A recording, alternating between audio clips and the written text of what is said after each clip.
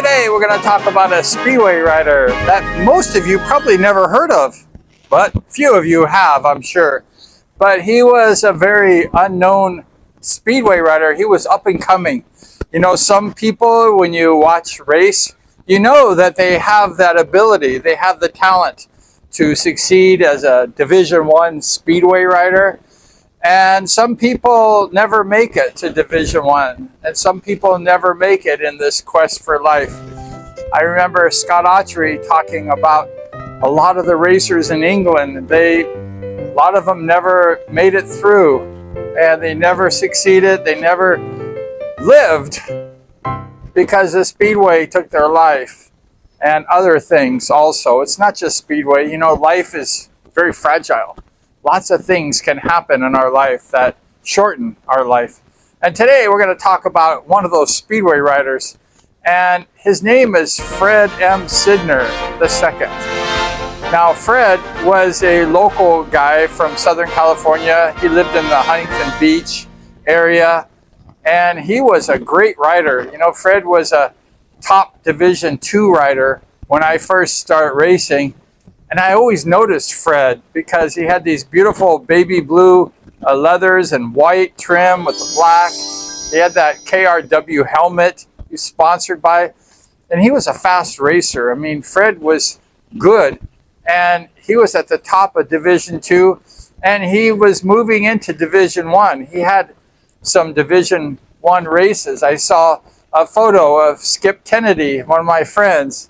And he posted a picture, I believe, of Fred and him racing. And Fred was racing with the top guys at the time. He had just worked up to Division I. And I remember as a young rookie Speedway rider, only a few weeks on a Speedway bike, I always looked up to Fred and I said, God, I would like to be as good as Fred one day. And I was. But at the time, I was just a very raw rookie, barely knew how to ride a Speedway bike. But it was sad because I had this vision of Fred being a top Speedway rider, and he had all the ability to do that. He was a very gifted rider. Like I mentioned, you can tell when somebody has that talent, when they have that ability to ride a Speedway bike and be successful as a Speedway rider. And Fred was definitely one of those guys. And a lot of people probably have never heard of Fred Sidner. And he was number 264. And he was really good. And he was one of those up and coming. He was a young guy. He was only about 18 years old when I first saw him.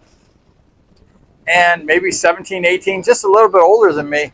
But he was miles ahead of me as far as a Speedway rider at that time. And I just was always watching him. You know, sometimes, like I say, you have these people that you watch when you're a young rider and you look up to and you say, you know, this guy is going to go far.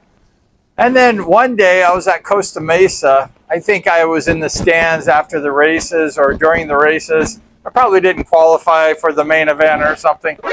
And I saw Fred walking around in the stands on the walkway area at the Costa Mesa Speedway. And people were holding Fred, and he was heavily intoxicated. I don't know what he was on, maybe some drugs or something. And I was like, God, is that Fred? Because Fred was never like that. He was always very bright and very up to it. And then when I saw him totally wasted at the Costa Mesa Speedway, I could not believe it. I'm like, God, this guy, he's a good rider, and he shouldn't be doing these things. And because, you know, as a Speedway rider, we have to be clean and we have to be clear-headed. We can't be on drugs and things like that. I knew this from a young age as a Speedway rider. I never would even think about that. And I noticed how badly wasted he was.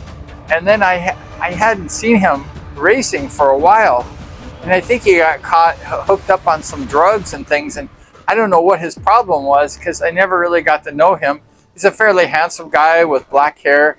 And he was just a quiet guy. I think I talked to him once or twice. And I told him how good of a racer he was and how I sort of idolized him in a certain way. And then I never saw him. And then the next thing I found out that on April 6, 1977, he had passed away. He was born the 29th of March, 1956. So he was roughly 20 years old when he had passed away. And I believe that he had passed away from an overdose, from what I've heard through the grapevine. And it was so sad that this guy, he was such a good speedway rider and relatively unknown. He wasn't a top tier racer, but he was an up and coming rider, and that everyone would probably have learned this guy's name because he was a motorcycle rider, a racer. And it was just so sad. And then I was looking for pictures of Fred, and I just couldn't find a lot of pictures because he was a relative unknown until now. And if you've heard of Fred Sidner, leave a comment, because I really like this guy. But he passed away at only 20 years old, and I believe he was got hooked on drugs, and this was heavy stuff too. It wasn't just like light stuff. And he just wasted his life. And I found his sort of tombstone on the Find a Grave, and he had the SRA logo. His parents put that on his headstone with his number, racing number 264. And it's just so sad. And when I saw that, my heart bled for this guy, wasting all these beautiful years and just with drugs. I mean, you talk about the worst thing possible to have happen to you. It wasn't even on a racetrack. It was just, abusing yourself. And that's what the drugs do. And I would tell anyone watching this video, especially young racers, say no to drugs. Do not get involved in that, because that's a dead-end road. And Fred definitely followed that road. And it's so sad, because I had this highest praise for Fred Sidner as a young speedway rider. I noticed him, and then he just died like that, and it was just horrible. So Fred Sidner was one of those persons, one of those riders with those baby blue and white leathers that I really idolized. And he went nowhere in speedway because of the drugs. So that's the story. I don't know a lot about Fred because we weren't really friends. There's no photos of him anywhere. And, it was just one of those things. He was just one of those persons who came and left fast. It was like just happened so fast. And I want to wish Fred's family, the best.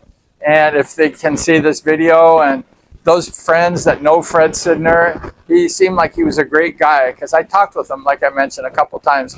He was a cool dude. And then he got all mixed up in the wrong things. So that's the story of number 264, an up-and-coming D1 rider who never quite made it to the top. And I believe that Fred would have gone far with racing the top dogs of the day, the Mike Bass, the Bruce Penhalls. This guy had the talent, he had the gift, and he threw it all away senselessly. And it's just a sad story. And if you know Fred, or if you have heard of him, leave a comment, because he's probably just one of those guys that few people probably ever heard of. But thank you so much. And I just want to wish Fred a happy heavenly life. I hope he's doing well. It's been since 77, so it's been a long time since Fred's passed. But rest in peace. Number 264, God bless you, Fred Sidner.